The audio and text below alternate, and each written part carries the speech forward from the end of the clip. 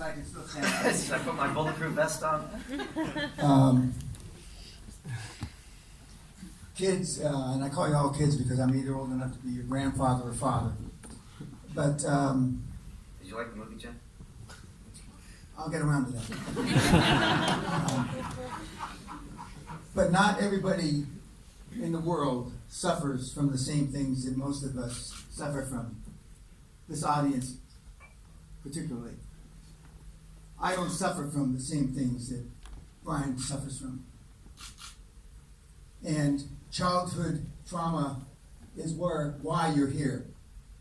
Self-esteem is built the first 7 or 8 years of your life. Who were you with those 7 or 8 years? Who fucked you up? Mama? Maybe daddy? Maybe an older brother?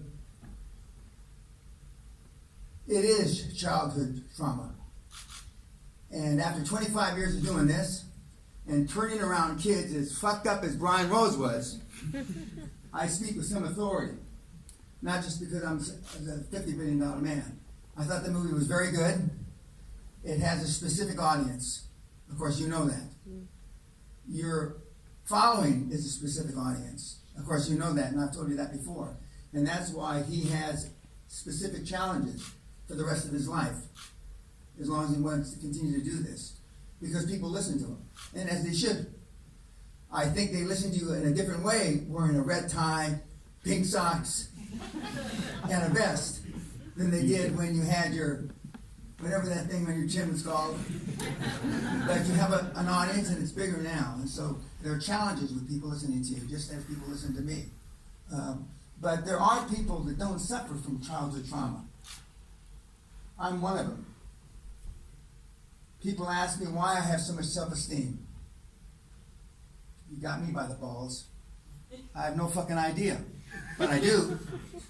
And I realized growing up, somebody asked me, where's the guy with the beard that asked me, when did you know you weren't a snowflake? Where is he? Up here. Up here.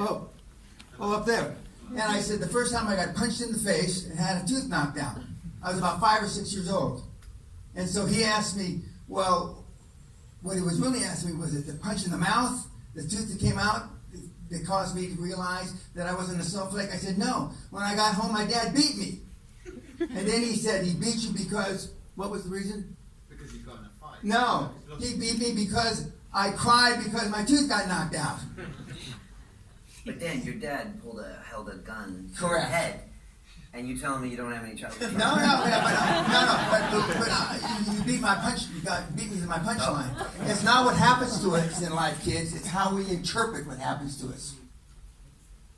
It's not what happens to us in life. It's how we interpret it. And when my dad put a gun to my head, a loaded gun, when I was about 13 or 14 years old, I just started puberty. He says, there's only one cure to drugs. It's kind of heroin that you did. It's a motherfucking bullet in your motherfucking head, and I'm the motherfucker that'll put it there. I can still see the bullet in the chamber. But I interpreted it different. I didn't interpret it that it was a bad thing. I interpreted it that it kept me off drugs. My dad, if he was your father, he would have killed you.